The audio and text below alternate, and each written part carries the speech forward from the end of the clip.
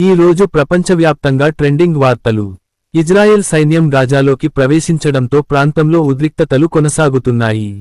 Cheers TV షోలో norm పాత్రలో ప్రసిద్ధి పొందిన నటుడు జార్జ్ వెంట్ 76 ఏళ్ల వయస్సులో మృతి చెందారు. అమెరికా కోసం గోల్డెన్ డోమ్ మిస్సైల్ షీల్డ్ను ఏర్పాటు చేయనున్నట్లు ట్రంప్ ప్రకటించారు.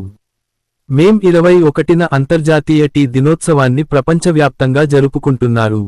వాటికన్లో రష్యా ఉక్రెయిన్ శాంతి చర్చలకు పోప్ లియో 14 ఆతిథ్యం ఇవ్వడానికి సిద్ధంగా ఉన్నారు.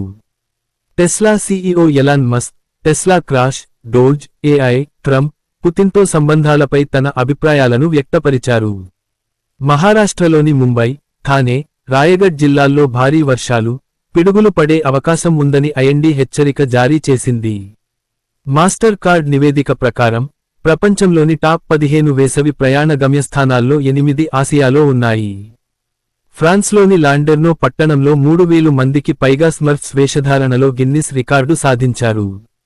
క్రిప్టోకరెన్సీ మార్కెట్లో కార్డానో, అదా టోకెన్ గ్లోబల్ ఎంగేజ్మెంట్తో వార్తల్లో నిలిచింది.